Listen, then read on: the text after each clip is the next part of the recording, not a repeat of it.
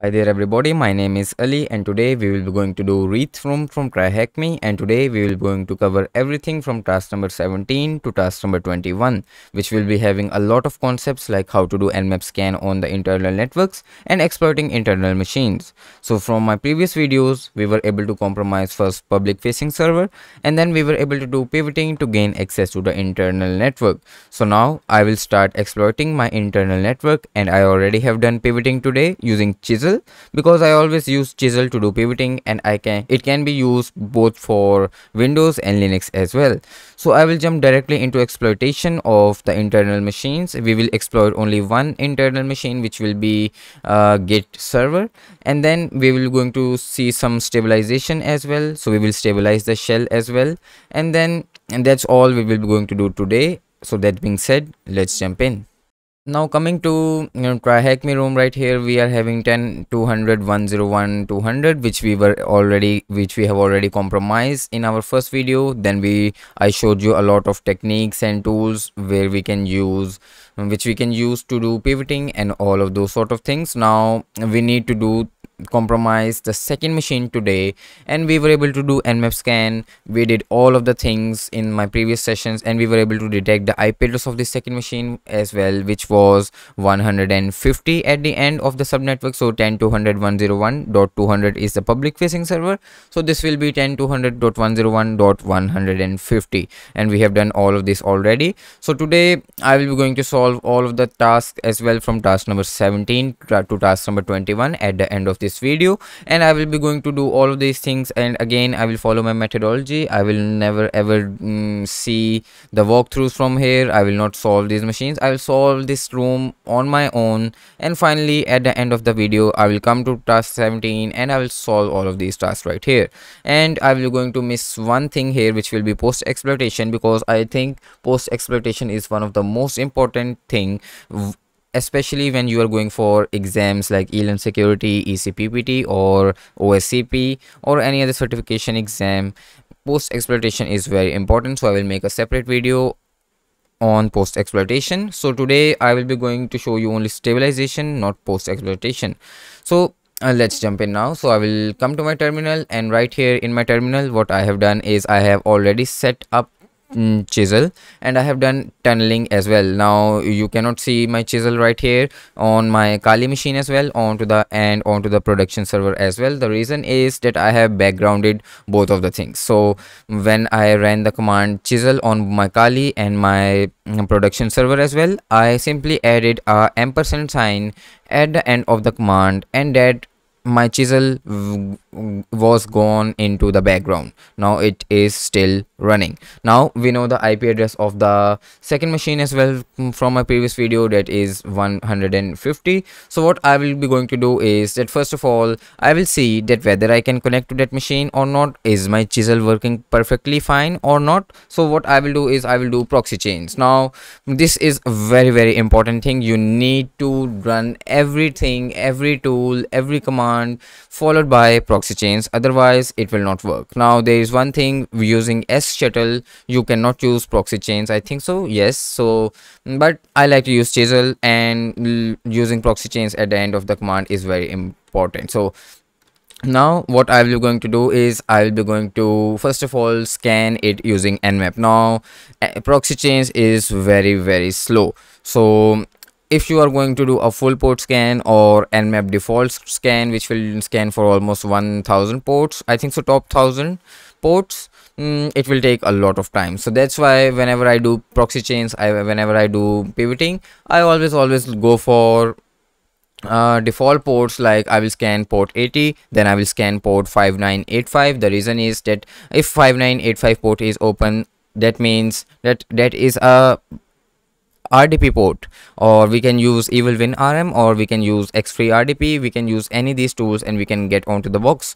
or just like SSH in Linux. So that's why I will be going to look for like most famous ports, port 80 or port 22, but this will be a Windows machine, I believe. We never know, but I will be going to do those sort of things. So what I will do is, first of all, what I will do is port 80. So let's see port 80 is open here or not. So port 80, then I will type in the IP address 10.200.101.150, and now this is a very important thing here. Now a lot of people hit enter right here and they say that it's not working, Chisel is not working, or I cannot communicate with this machine. But the problem here is that whenever you are doing pivoting, this scan doesn't work because it does host discovery as well, and it is a SYN scan as well. Normally in proxy chains, in pivoting, these scans doesn't work, so we need to say that don't do host discovery, so that is -p capital PN, I believe, yes. And then we will going to say that don't do SYN scan, do connect scan, so -s capital T. Now it will work, let's see. So hit enter, and right here you can see it was a little bit fast. Now I have added the IP address and the domain name of gitserver.thm, but you can add any one of these you want, or you can also not add, so that's not a problem for you. Now you can see port 80 is open, so I will scan for port 80 as well. Let's scan for 5985, which is WinRM port, and that is open as well. If I do port 443, so this is how my methodology will be going. Now I will be going to scan one port one by one, and let's see if it works. Now you can see on port 443 it's unable to connect and it's taking time, so it's taking a lot of time right now, you can see. So let's say you are scanning all of the ports, then it will take way too long. So right here port 443 is open, so right now I can see port 80 is open, so my main attack vector will be port 80 right here. So what I will be going to do is I will be coming to the browser, open a new tab, and again, whenever you are using whenever you are doing pivoting, what you need to do is you need to look for SOCKS proxy, and in browser if you simply type in the IP address, it will not work. So you need to go to your burp suite, and we have done this one as well. So you need to set up SOCKS proxy right here, and most probably the IP address will be the one which is being used by Chisel, that will be localhost, and port will be 1080. So now I have set SOCKS proxy, so what I will do is 10, and I will be going to do the IP address is 200.101.150, hit enter, and let's see what it says. And right here, that is quite tricky thing that it says page not found, but the thing here is that page actually is right here. This is purposely built page. So if I view the page source, you can see there is something right here. So this is showing us some error message, but some things can be found from the error messages. But right now I cannot see anything here, nothing in the page source as well. But what I can see right here are that there are some endpoints. Looks like to me these are endpoints. So registration/login, git stack, rest. So let's go to registration/login. This looks like to me that as an endpoint. Paste, and let's see what it says now.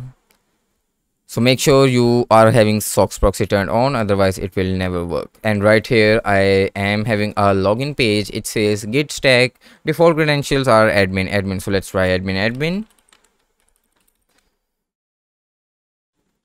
and it says your username and password didn't match, please try again. So if I do admin password,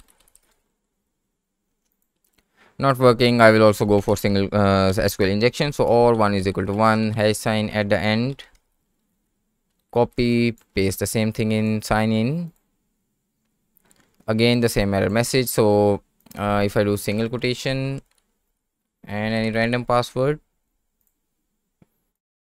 nothing looks strange. So the other thing what I can do right here is I can look for vulnerabilities of GitStack on Google as well, or on Searchsploit as well. So let's go for Searchsploit. So if I do Searchsploit and if I do GitStack, let's see what happens.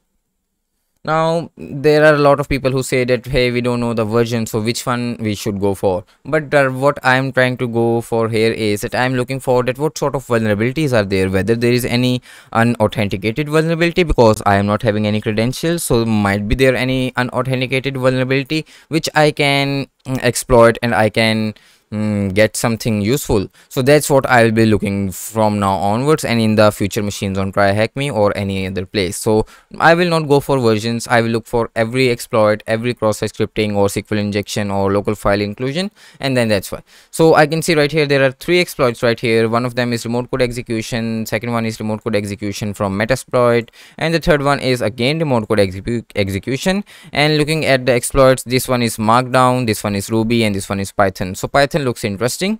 So let's download this exploit into my current working directory. So I will do search exploit -m and then paste the exploit path, hit enter, and it will download the exploit into my current working directory. There it is. And if I open that exploit, let's see what it says.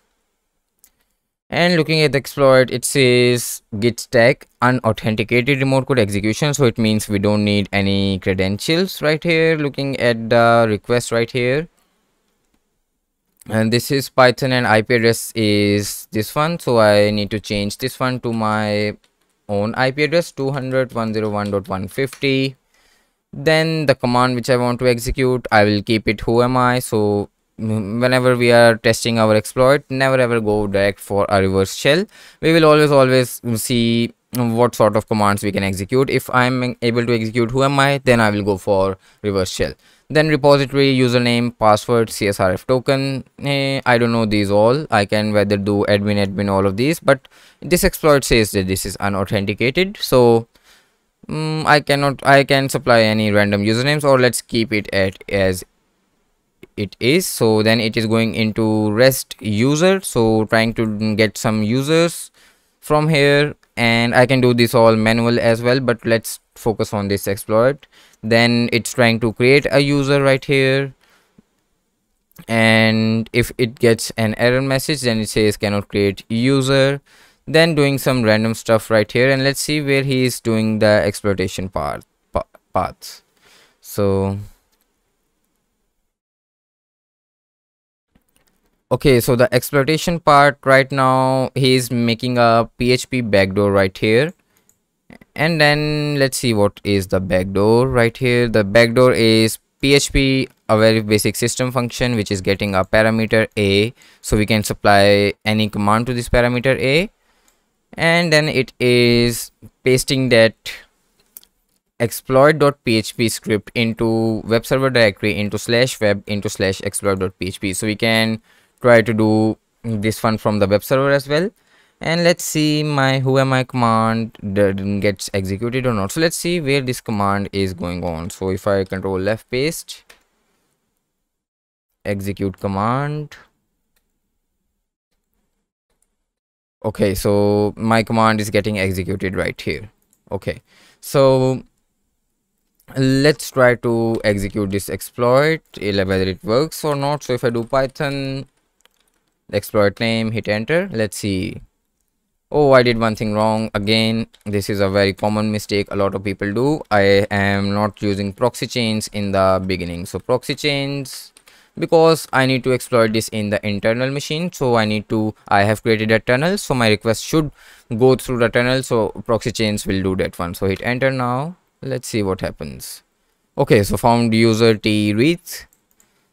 Something is going on, creating a backdoor, execute command, and here we go. We have anti-authority system. So we have a command execution as well. So let's try to see whether we can do this manually as well, because in the exploit script it says that I have uploaded this one into exploit.php. So if I come right here, if I go into the web server directory exploit.php, hit enter. Let's see, it says c git step git a php exploit.php system function cannot execute a blank command. So I need to specify a parameter. So question mark a is equal to whoami, because there was a parameter which he was getting and doesn't shows us anything. There can be some other stuff as well that right now it's not showing anything. So this might be a get request. What if I change the request method? So I can use curl or I can use burp suite as well. Let's use curl because curl makes things much more easier rather than using burp suite, but burp suite is one of the best as well. So whatever, sometimes some people say that I don't like to use curl, that is command line, do all of the stuff, so that's actually fine. Curl is again, you can say we can use curl to hit request to the server and do all of the things. So What I will do is I will do curl. I like to use dash v for verbosity as well. Then I will be going to copy all of this path from here, paste it right here. I don't need to specify the data right here because curl says that whatever you need to specify the parameters, those sort of things, put those in data parameter. So like this. Then I will do dash d, and the data will be a parameter is equal to who am I. Let's see what happens. Proxy change in the beginning again. Hit enter and let's see what happens.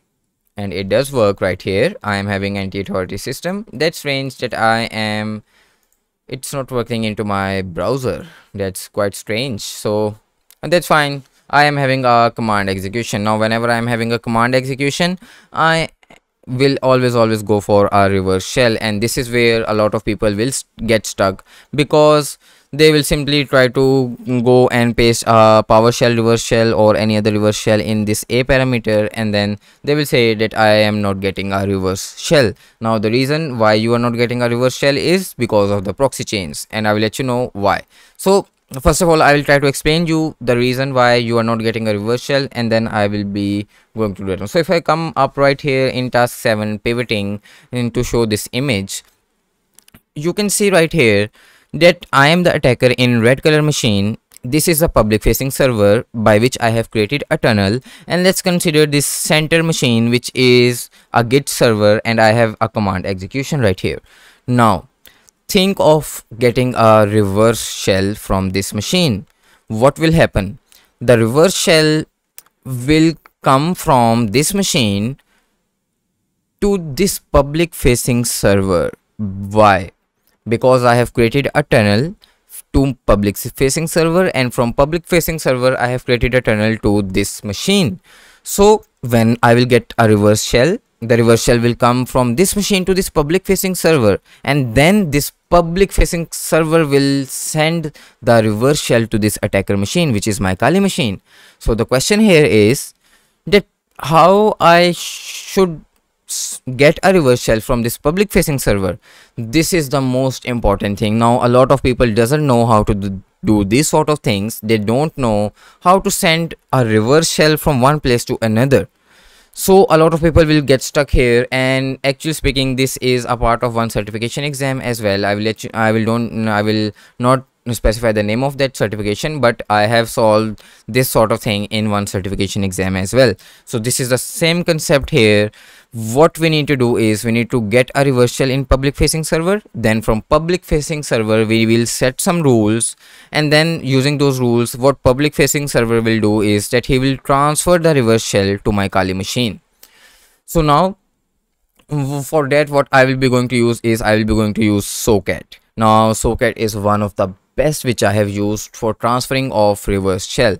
So the very first thing is, let's prepare our attack. Now we cannot simply paste our reverse shell in here and trying to hoping for the best that I get a reverse shell. We need to do a lot of things right here. So I will come back to my public facing server, which is the production server right here, and what I will be going to do right here is that I will be going to download a binary that will be Socket. Now Socket is one of the best that is used for pivoting as well, and that is used for transferring of shells as well. So if I go to Google and if I say Socket static binary,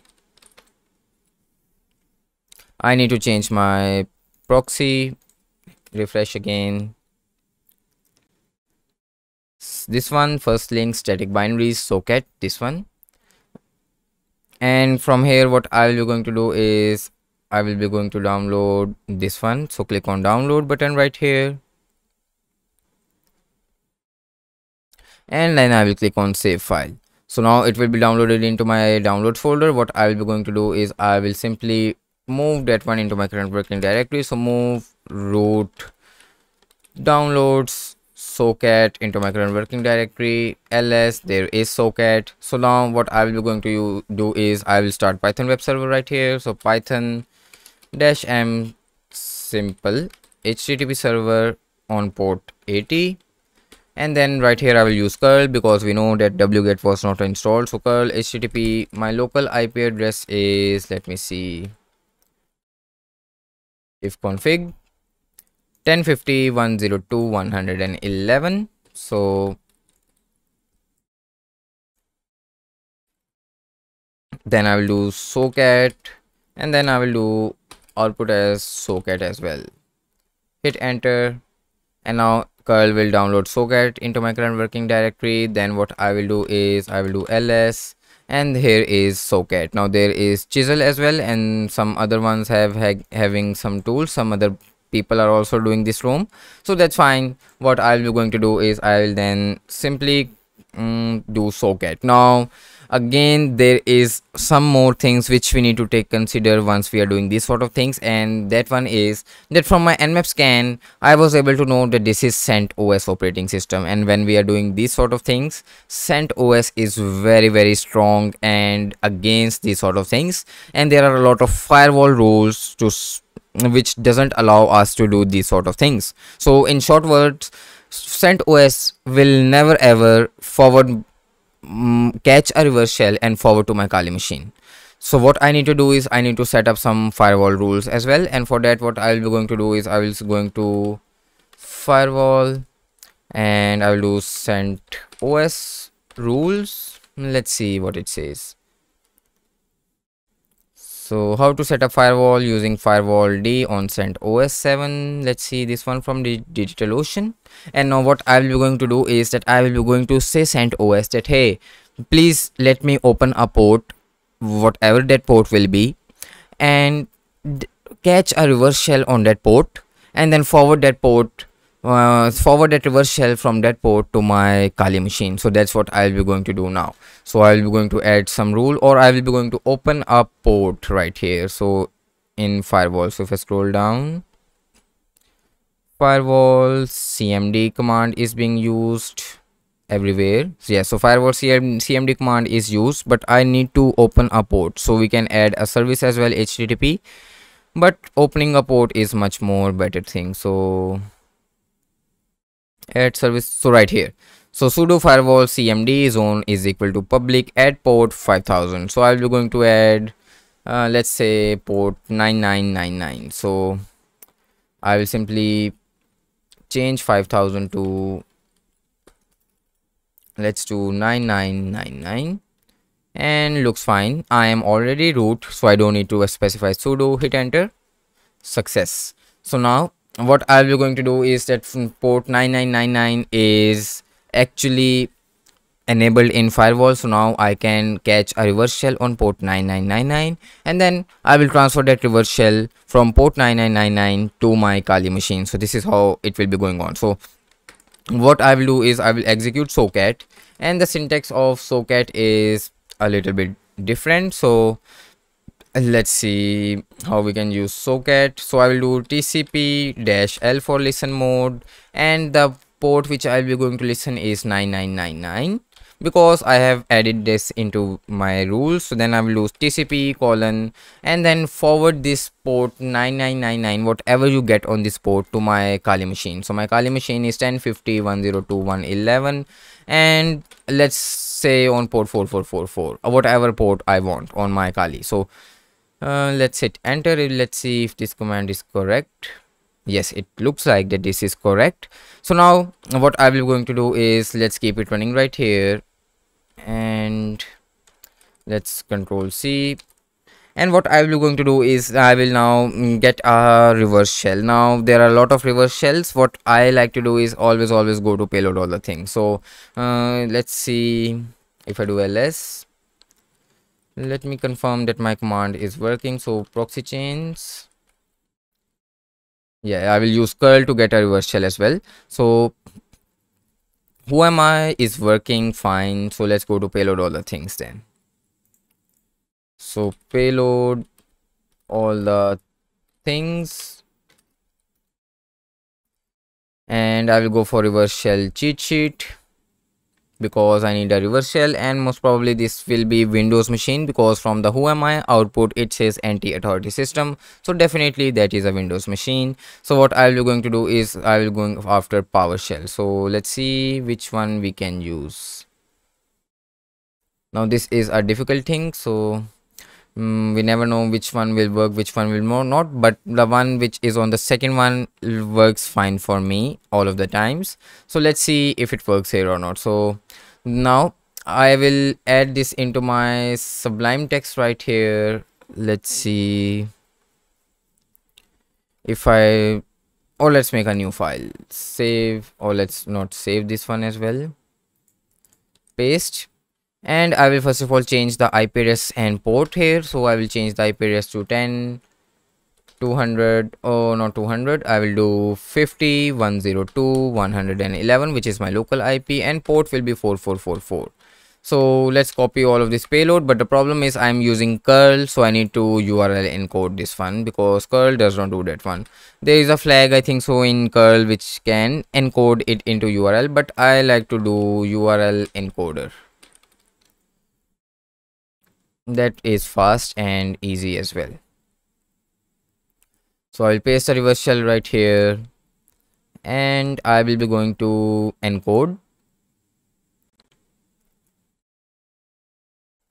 And now it's encoded. So if I copy all this thing, and if I come back to my terminal, let's see if we get a reverse shell. So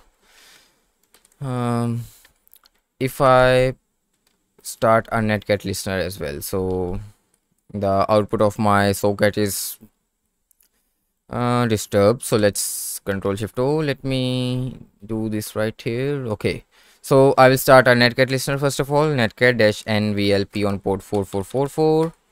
Let netcat is done, and let's try to execute that command. Instead of whoami, I will paste a PHP reverse shell like this, and looks fine. Yes, so looks everything fine. If I hit enter, let's see what happens. So okay, it's still waiting.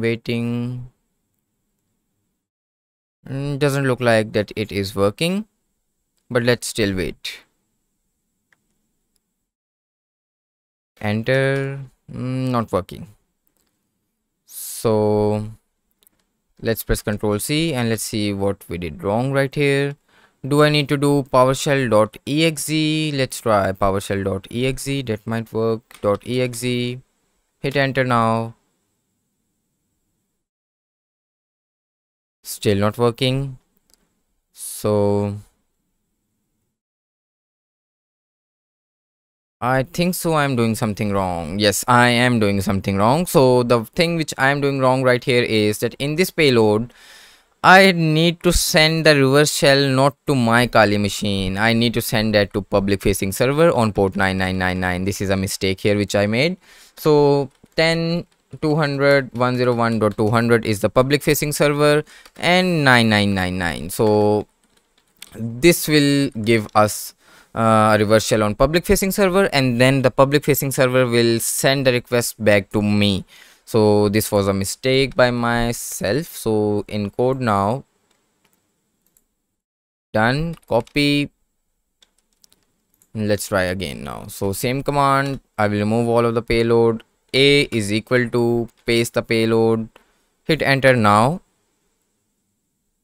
And here we go. So I got a reverse shell, and this was the mistake which I was doing. So if I hit enter one more time, and you can see I am on C git stack git php. So it looks like from the path of the directory that I am on to that internal machine. So if I type in who am I am anti-authority system. So I have successfully compromised the second machine as well, and only one machine is left, and hopefully I will do that one as well. Now this is where I can grab the flag and I can do a lot of things right here as well. But the most important thing is, again, from my previous videos, when I got access to the public facing server, I stabilized the shell, and here I will stabilize the shell as well. Rather doing anything else, the main thing is the stabilizing the shell, because if I press Ctrl C right here, everything will get died. I don't want to do that one. So what I will be going to do in Windows, how to stabilize a shell, is that you are anti-authority system, you are administrator. So what you can do is you can create a new user. So just create a new user, add him to administrator groups, add him to remote management users group. The reason why remote management user, because only remote management users members of those groups are allowed to log in remotely using EvilWin RM. So that's what I'll be going to do now. So the first thing what I will do is I will first of all see, or let's add a user called test. So I will do net user test 12345, and with the password of test 12345, let's add this user. So hit enter, and the command completed successfully. So I have added a user test12345 and test12345 with the password. Now the other thing what I will be going to do is I will be going to see my groups. So let's see what groups I am having. So net local group is the command, I think so. Yes. So hoping for the best that I am having remote management users. Yes, I am having remote management users, and I am having administrators as well. So first of all, what I will do is I will add test12345 user to administrator group. Then I will add test12345 into remote management users. So I will do net local group administrator test12345 add.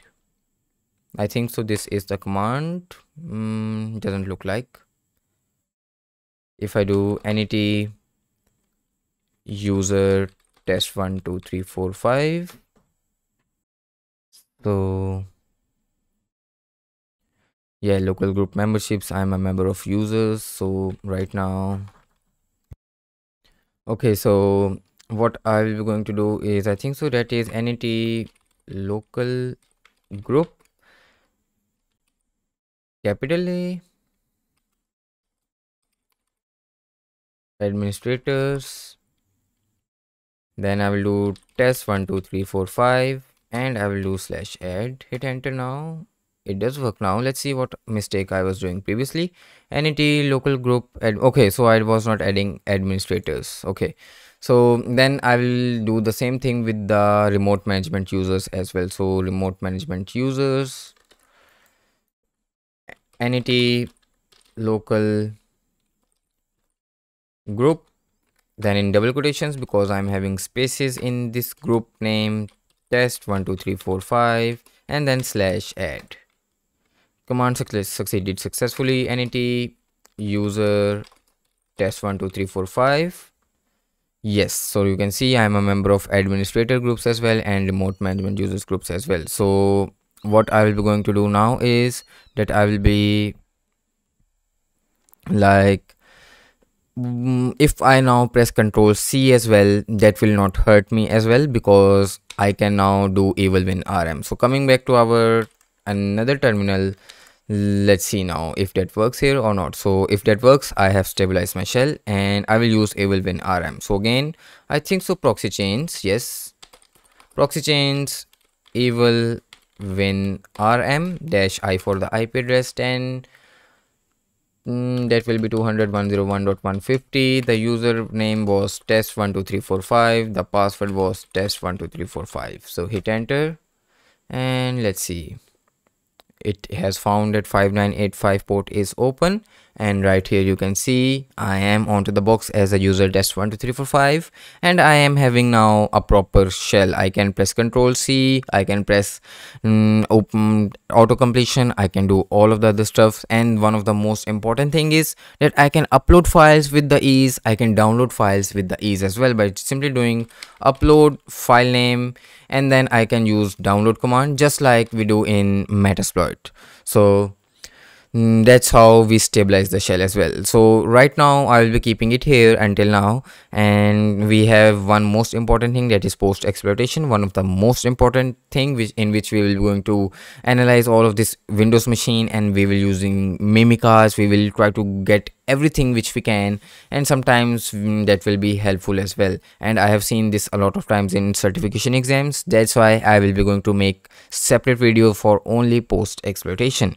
So let's keep it until here. So let's come back to our try hack me and let's solve the task right here now. Now coming here, let's see what it says.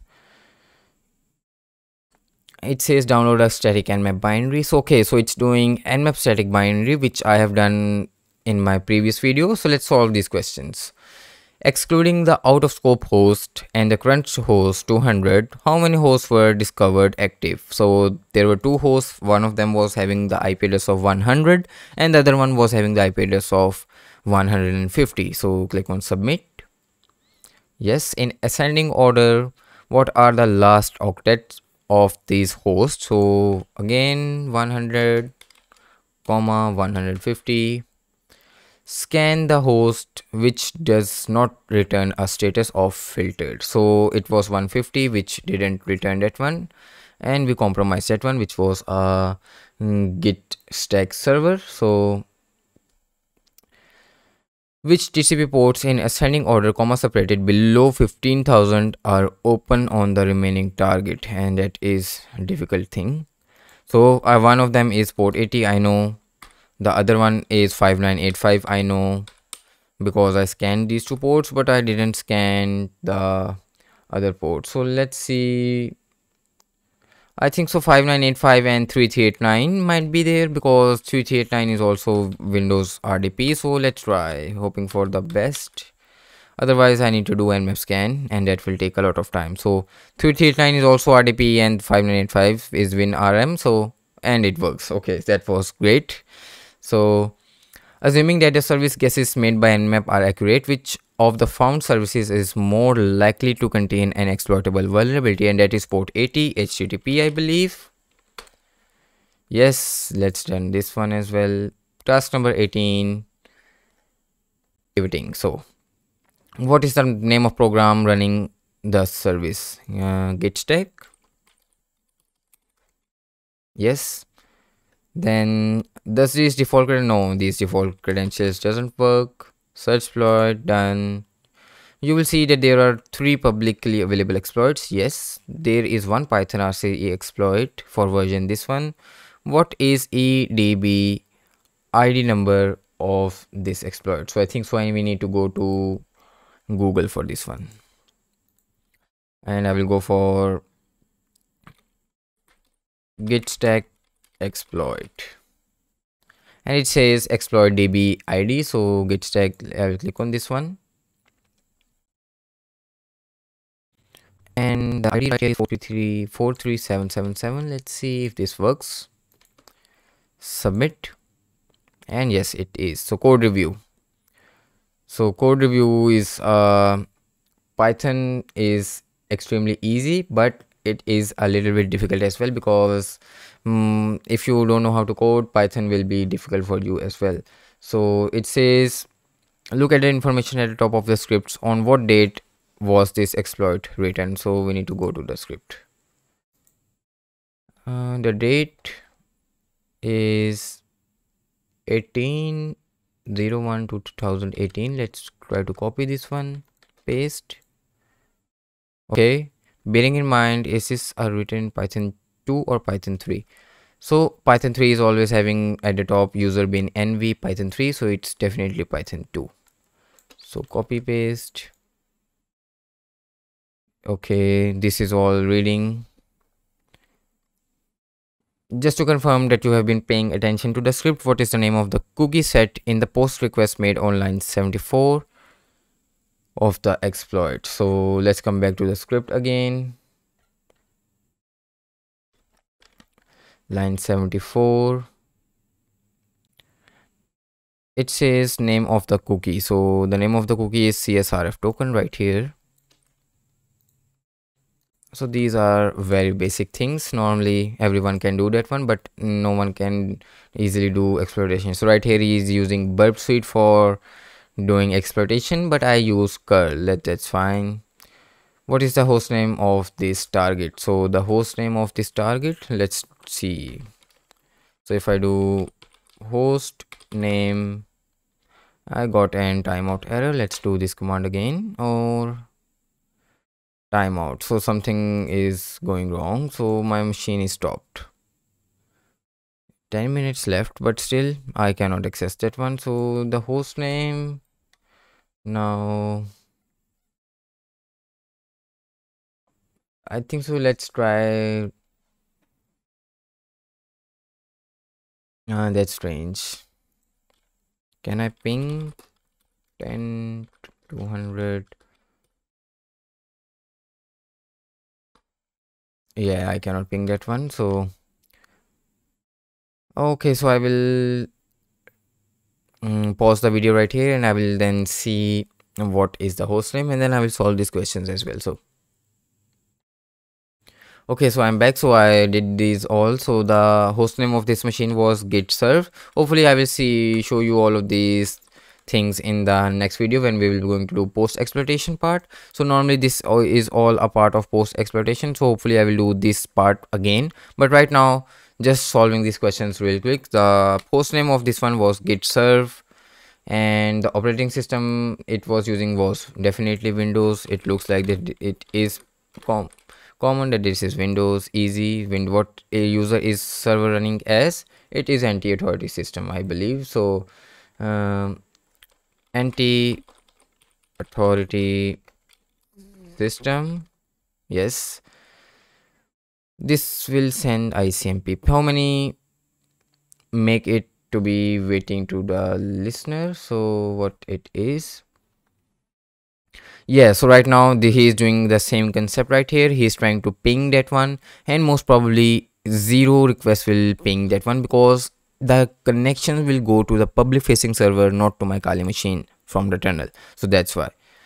So then doing all of these things, setting the firewall rules, then getting a reverse shell right here completed, and then stabilization and post exploitation. So hopefully I will be going to do all of this stuff in the next video, especially on post exploitation. So let's keep it until here, and I will do post exploitation and task number 21 in the next video. So that was all about this video. Hopefully you will like it, and I will see you in the next video. Take care. Bye.